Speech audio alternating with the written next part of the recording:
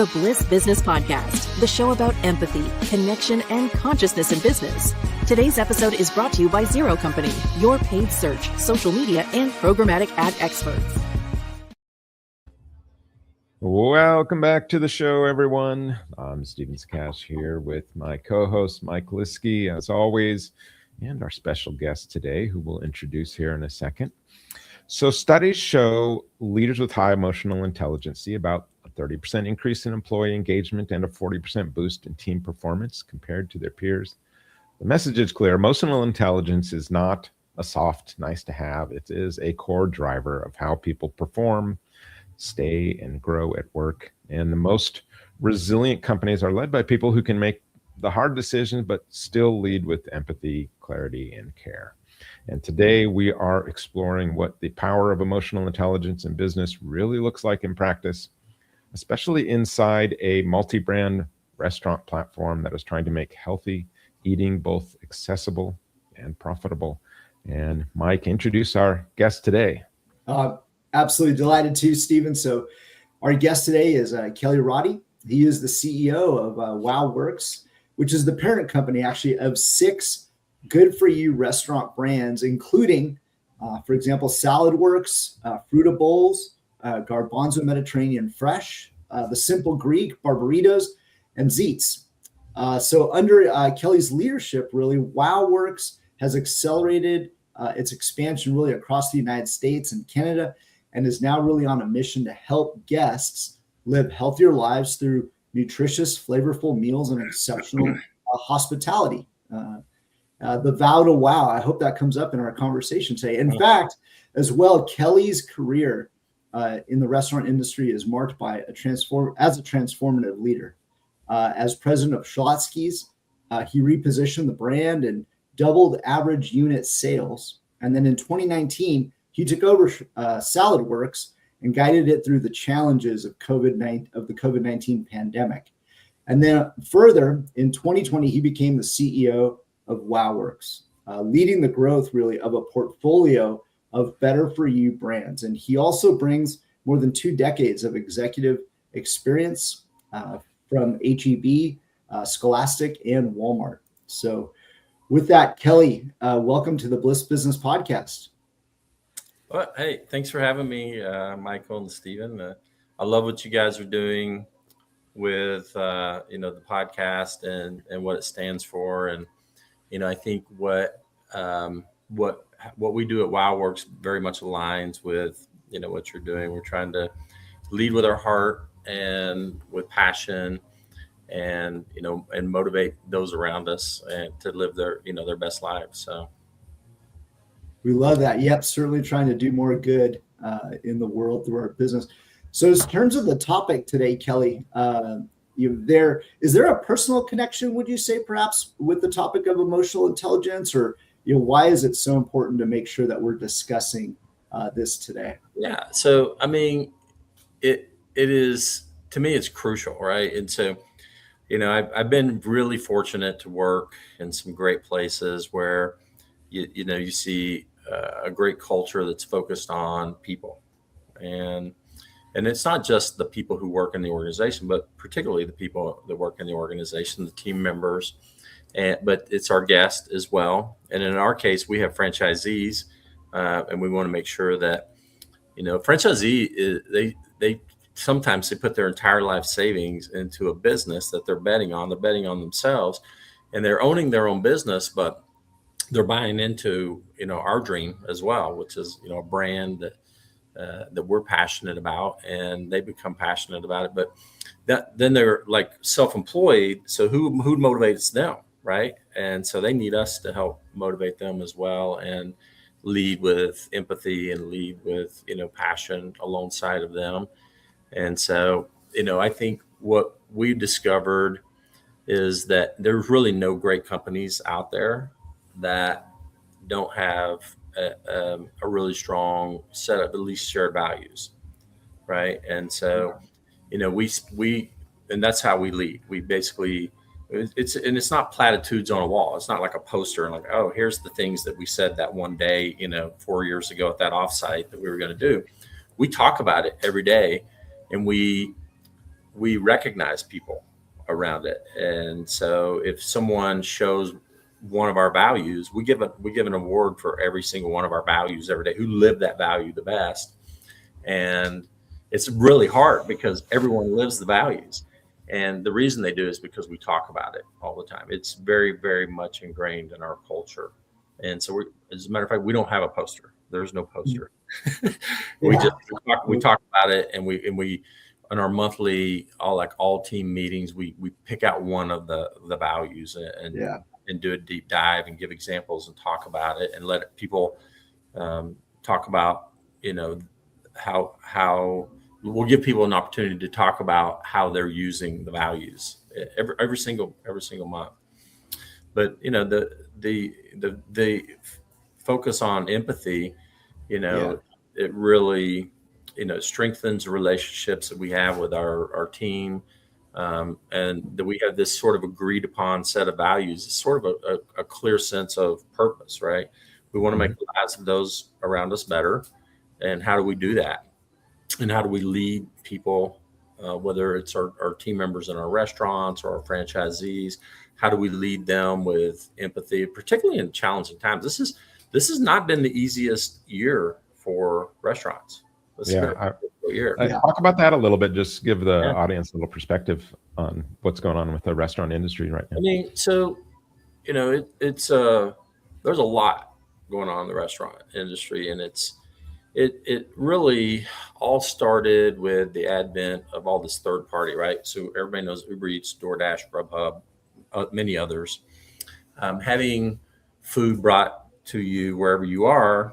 It was a toe in the water a decade ago, and the pandemic thrust everyone into third party. And so we have restaurants that as high as 67% of all their business is digital now, outside the restaurant. Wow. So that's a huge change. Not to mention it's very, very expensive to do that. It costs, these guys charge a fortune because you have to pick up the food and deliver it, and the systems, and you're paying for all that, and the guest is paying more for that food as well. So that's changed the restaurant world today. So and I'm sorry, I may get a little off. No, go for it. Yeah. But so COVID gave us permission to not give as good a service as we used to, because we put rules in place. We must social distance. We must not get too close to people or engage with people. And so post COVID, we stopped as almost a human race being social with each other.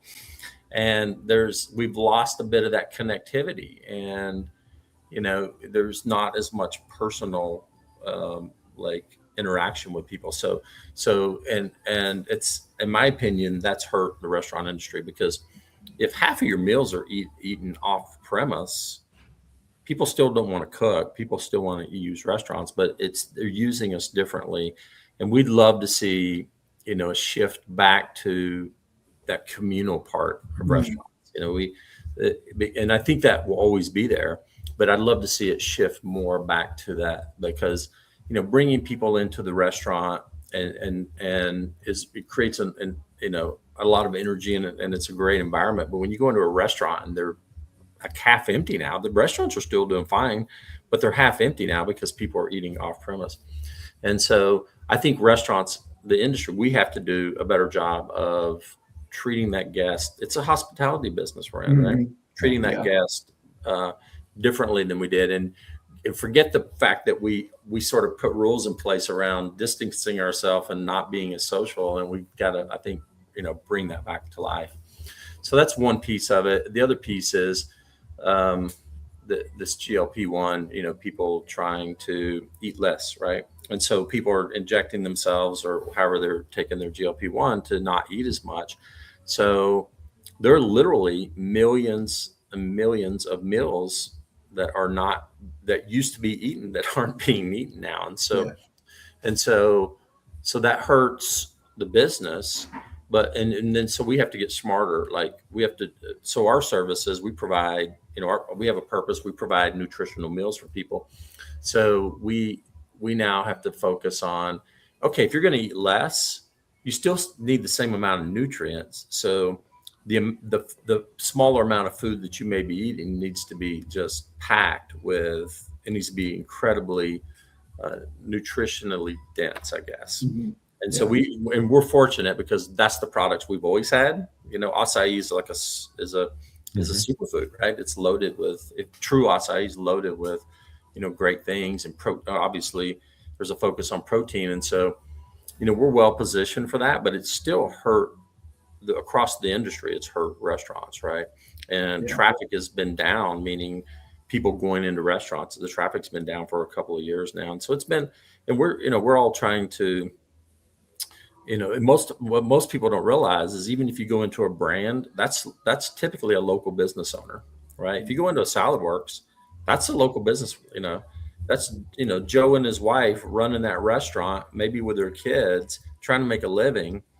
And it's not a big corporate brand because they own that restaurant. And they're, what we do is we help them build recipes and systems and things like that as a franchisor, but they're running their local business and they're struggling a bit sometimes, so, so that's a high level, and it's going on across pretty much the whole industry right now. Yeah. It's really, demand's gone down. Yeah. It's interesting. You're kind of taking that empathetic approach to just trying to, put yourself in everyone's eyes, and in that whole, food chain there is pretty fascinating. But so when you think about emotional intelligence in business, where have you seen it make the biggest difference as far as your leadership journey goes? So, it's connecting with people, right? And it is, you have to be in times that are challenging. Part of emotional intelligence is you have to be the person that's like, that regulates yourself. You can't be emotional about it yourself. You have to be emotionally regulated, and you got to be the person that says, hey, there's always something, right? Whether it's a war or a pandemic or a housing crisis or whatever, there's always been something in our lifetimes that's been going on. Let's just focus on what we do best. We make great food, we take care of our guests, and then try to take some of the emotion out of it. And, somebody that I believe is, connecting with people, and you have to have the emotional intelligence to help set that, mindset. And, it goes back to the whole Henry Ford quote that it's overused, but I love it. It's whether you think you can or you think you can't, you're right. So we have to help people remember you can do this, and you got to believe in it. If you don't believe in it, it's not going to happen. And so I think for me, it's, it is about leading with, and it's about motivation, and it is about, having empathy towards the challenges that they're facing, and helping them stay on the right track emotionally about, how they're approaching their business. Yeah, I'm interested to maybe dig into that a little bit deeper, Kelly, because as you mentioned, there's challenges out there that there's headwinds. The restaurant business, for sure, is full of pressure. Maybe even thin margins in some cases, and as you mentioned, constant change from maybe even new technologies or new processes. Yeah. So it would be easy, right, to be able to say, hey, let's just lead by the numbers. Really focus on that. But as we love to discuss on the show, it is actually really important to balance strong operational discipline with the emotional side of leadership, as you've sort of indicated. So I'm curious for our listeners, what is it that maybe you've learned about balancing operational discipline and efficiency along with that emotional side of leadership? Yeah, balancing operational discipline with emotional leadership, it's about communication, and it's about gathering information, it's like, all right, here's our goal. We all like to have our KPIs, right? Here's our goal. Sure. And one thing I learned a long time ago, people want to feel valued, right? You, instead of just giving them the answer, you might have an answer of mine, but give them the opportunity to get their feedback. And they might have a better idea. And if not, help, lead them to a great answer. And it's, for me, it's getting their feedback, remembering that human side, remembering this may be an opportunity for me to make them feel valued or make them feel special today. Because I'm putting pressure on you to do it. Yeah. So Yeah. you should be able to help guide that, right? And so instead of me saying you must do this or else, it's here's where we want to be. How can we get there? And if especially if you use their idea, and I mean if they own it, if you can get them to own that idea, then they're going to run. They're already bought in. And I can't tell you how many times, I've had people say, well, you remember when I had that idea and we did that? And it was like, yeah, 7 other people had that idea too, but they feel valued because they were able to have that idea and execute it. And it's very, very fulfilling. We pay people and they get a salary, but that's why they work here. That's what they love. They love to be able to contribute and feel really good about themselves every night. Yeah, for sure. Right. Like they're contributing to something that's much bigger than themselves. Right. I think, you kind of mentioned that a little bit too about how do you get to that point? And I know you talked about earlier, kind of the values that you've got. And I want to talk a little bit about kind of the systems that you might have put in place that translate those values into kind of your daily operations. Okay, we can do that. I mean, it's everyone. So here's one of our values. Now, values aren't all about puppies and love and rainbows, right? So one of our values is accountability. And here's how I see accountability. It's not I'm holding you accountable. I position accountability as a value as I have to be accountable to do my job so that you can do your job better. And the accountability has to be self-accountability. I can't let the team down, because everybody else is doing their job, I have to assume. If I don't do mine, I will let the entire rest of the team down. And if you can get that mindset, it doesn't have to be a hard-nosed approach, right? It's amazing how productive and how successful you can be if you get everyone else that is holding themselves to this incredibly high standard.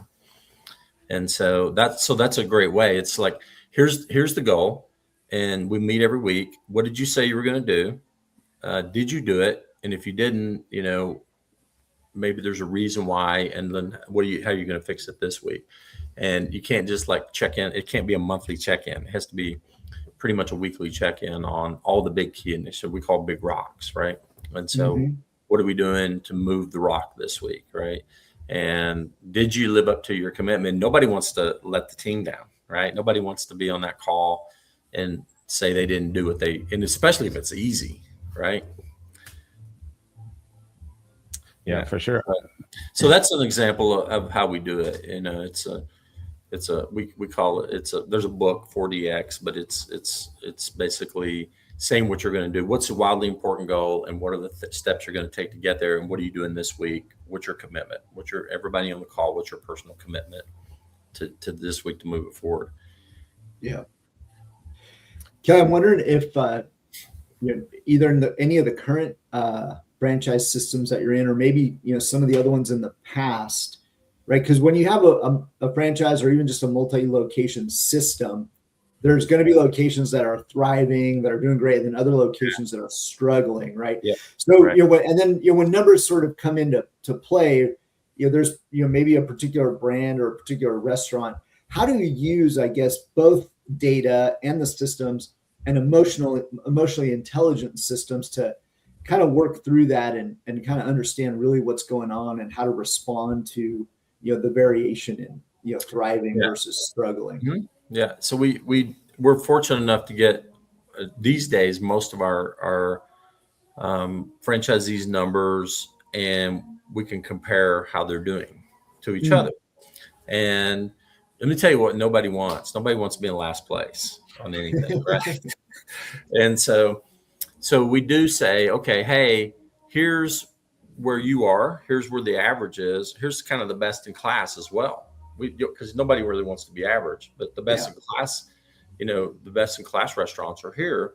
And how about we put together a plan? What are your ideas of how we can get there for your restaurant as well? And there will be on occasion a franchisee or an operator that says, I don't want to focus on that. I want to focus on this. And here's why. And you have to be empathetic about that as well. Yeah. But most of them want to be more successful. So they'll put together the plan, and then they've committed to it, because it was their plan. And so we can improve those numbers that way. And so we can, the good thing about having multiple brands is you can get ideas from one brand and take it to the other brand as well. And shared, it's such a great environment for shared best practices for sure. Yeah. And I love the point about transparency, because sometimes when we think about, even emotional intelligence, there's a fear of maybe really confronting the issue. And like you said, sometimes showing that data, having the clarity and the transparency, a lot of times, people will read in, will see that and then take care of it. That is a kindness, Mike. That clarity is a kindness, right? And so like, if you don't have that, a lot of times you're getting yourself into, a bad place because you don't have that clarity. Thinking about kindness and scaling kindness, just throwing this out there. Can you think of anything that you guys do system-wise that really focuses on kind of scaling kindness and care within, whether it's, with your employees, your franchises, or to the customers? Yeah, we teach it. We teach it, and we teach it to our team members and our franchisees, and we talk about our different pillars, and it's focusing on, our teams inside our restaurants. It's focusing on our guest. It's focusing, and so that's a pillar. We focus on our business partners, which is our vendors, right? So we have vendors. They're all trying to raise a family and pay their bills as well, right? Some of these are small vendors, but we call them just our partners, right? Whether it's franchisees or vendors or whatever, but that's a core pillar of ours to make sure they're successful, because without them we're not. And then our communities, we have to lean into our communities as well and lead inside our communities and give back. This is really like you're describing that conscious capitalist approach, which is really, it's taking that more empathetic perspective on these different pillars and trying to audit your business kind of in a way toward each of those areas, so that it's not solely focused on, just one over all the others. Yeah, that's right. And if you focus on those things, I mean, you'll run a better, more rounded, healthier business for sure. Yeah, for sure. Well, and what I loved about this conversation too is it starts many times at the top, right, with the leadership, and you can't have a conscious culture or conscious system or approach without having a conscious leader. So they all have to really come together. If leadership's not bought in, then it's not going to work. And to the point where, so we probably may have the only one. There may be another one out there somewhere, but I have a chief culture officer. So, okay. Yeah, and she's not a chief people officer because we have someone else that deals more. And her main focus is teaching our culture and our shared values. And we're in a pretty much remote world now, and we have book clubs and we have coffee talks. And coffee talks are just like, give me the ideas here, because we're always looking for the great ideas. So there's book clubs, right? So there's the WOW book club, and so nice. Every Friday at 11 there's a coffee talk, and people get on there and talk about the kids' soccer games or whatever. People are just talking. It's no business allowed. It's an unmeeting. And it's you go there and you get a cup of coffee and you talk about what everybody's doing, and just the water cooler stuff, right? That you don't get in a remote world. And so, we're all missing. Yeah, there's some happy hours, and there's books we're all reading this book together, and it may be a business book, and then what'd you get out of it, and go chapter by chapter. And so that's what the chief culture officer, focuses on. And that's why it's that important to me. And in the world we live in today, it's super difficult because we're all over the country now. My direct reports, I think every single one of them live in a different state. So in different time zones. Right. And so, hard to touch base with all of them. Yeah. I love those ideas. Stephen here at Zero Company has created a culture committee, this group of people that do that. But I'd love to have your chief culture officer on the show. That would be fantastic. Be able to generate some more ideas for some of our listeners, other companies. Right. Well, right now she's working on a program called Dare to Wow. Right. And it's helping them set their own personal goals but how to become not just a better, leader, but a better person. Right. Yeah. Like it's there's a tremendous amount of focus, not just on your work business goals, but your personal goals too. And so if you go to one of her Dare to Wow seminars, you may come out of there running a marathon. Like, I love it. I mean, this is really that future of business, is where you get into that employee wholeness stuff, where how can the company help you with areas outside, so that you can be a better version of you, whatever that is. Right. And I love seeing it. And it does only seem to come along when you've got someone who's understanding these different areas of like conscious capitalism, or these moves consciously that businesses can make, that this is just like one of those logical almost progressions at that point. Yeah. Having empathy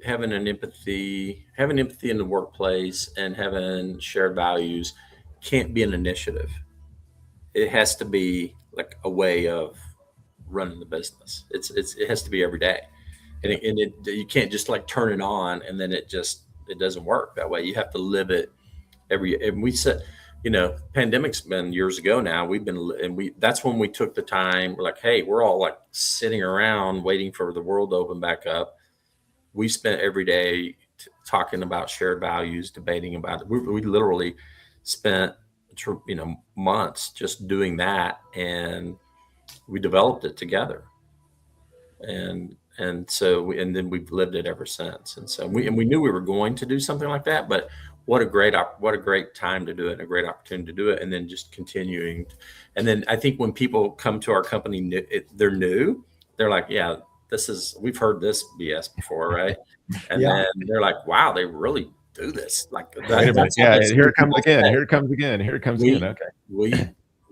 We really do that here, so it's great. Yeah, it's great. Yeah, it's such a beautiful thing, be able to, put that into practice. So Kelly, maybe turning to one of the, staples of our shows is a discussion around purpose.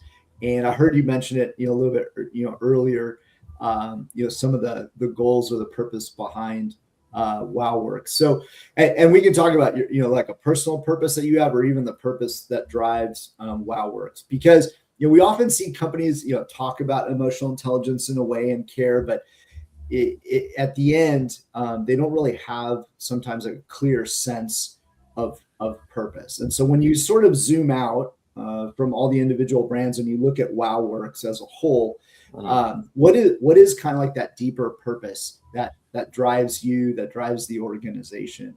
Yeah. And tell us maybe how it came about. Okay.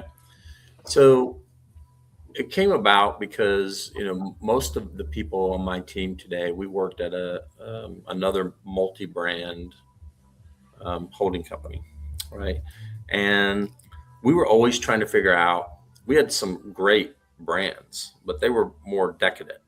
So I'll give you, Cinnabon was one of the brands. Carvel Ice Cream was one of the brands. Jamba Juice was one of the brands. We had several really amazing brands, but they're not necessarily the better for you foods, right? They're not loaded with nutrients. They're more of a treat yourself, situation. Yeah. And then, I mean, you can't go into social media now where there's not someone telling you how you should eat better or, live better, or drink more water or drink less water or whatever. There's Right. there's a lot of direction out there. But if you are health focused and you're looking at food as fuel for your body, you got to have a place to go that you can trust to deliver on that. And we've worked really hard. We try not to say we're the best in the world at it, because then somebody will come find something that we're selling that's probably, I don't know, not as nutritious as it should be or whatever. Sure. Like Nutella or something that we put in. Totally. Right? So, it's creating clean foods, because, the American food supply chain is a disaster. It's loaded with things that are just not good for you. And you can take those things out. Those things exist without all the additives, preservatives, and in all natural form. Tortillas, if you make a tortilla from scratch, it will mold in like a couple of days. When you go to the grocery store and you buy tortillas, you can go back in your pantry a month from now and there's no mold on there. That's not like how it works. It's supposed to be mold. Right?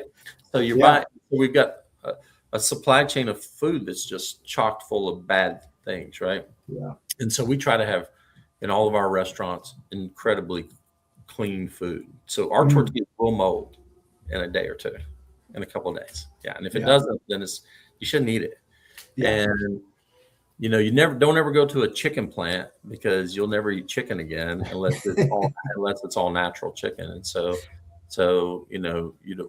most of the chicken's being raised in a horrible way. And so, eat an all natural or organic chicken. And all of our chicken that we have in all of our brands is, no antibiotics ever, any of those things. And so, and by the way, the big chicken brands can't say that. They can't say that. That's that's really nice. I want to get off on a tangent on this too, but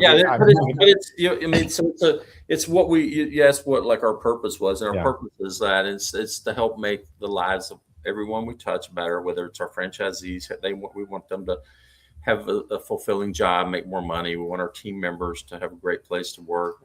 We want our vendor partners to do well. We want our communities to benefit for us being in it. And so like it goes back to those pillars again.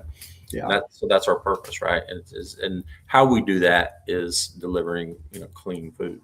Yeah. And when I was learning more about WOWorks, I think this is the part that I really love, right? Because it exists to fuel people's lives with healthy, flavorful, food that is, still good to enjoy, really. So that as guests, they can go on to pursue the passions that they have and be healthy, right? Live the best life that they can. Right. Yeah. It's interesting too that your whole staff came from that, like you said, more decadent area, and it's like on the other side of it. We were always trying to figure out how do we make this a little more approachable or a little more healthy. Yeah. And it's like and we did have a road, try to have a road to cleaner food, but it's it's much easier when you start that way, right?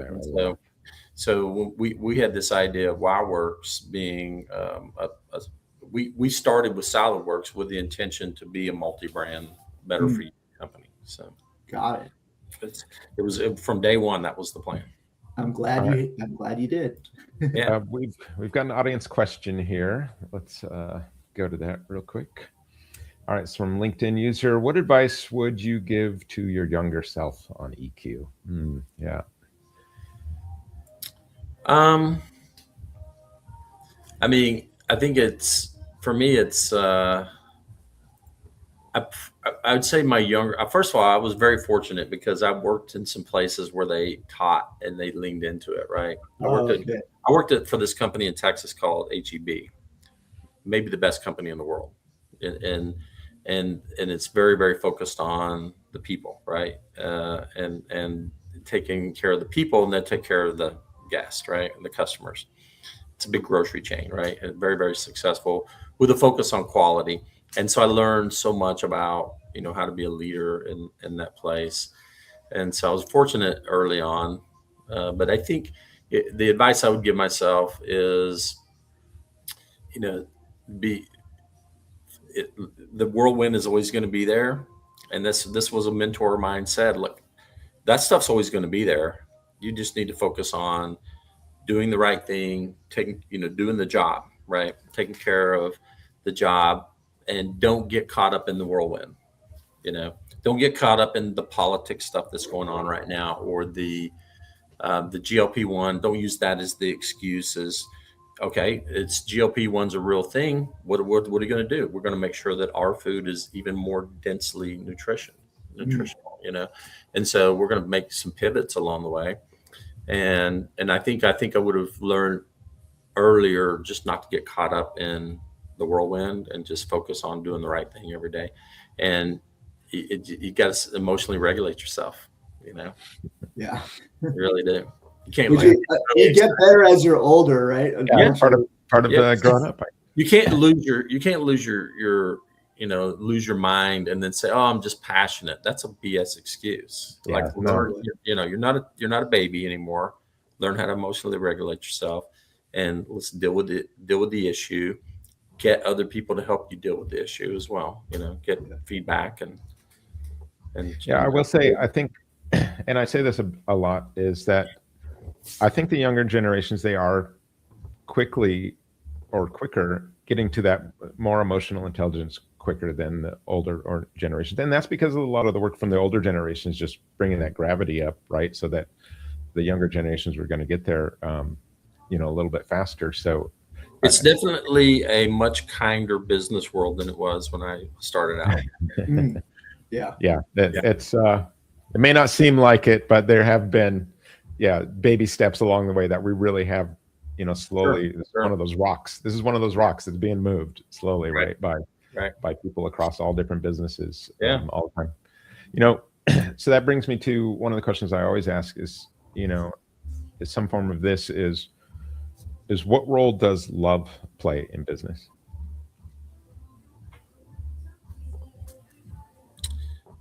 Yeah, I think, I guess there's different types of love, right? Mm-hmm. And, I think, I think for me, it's, you got to love actually what you're doing, right? And so that's the one type of love. But then I think you have to love what you do, but love the people that you're doing it with, if you can, and that's like showing kindness to them.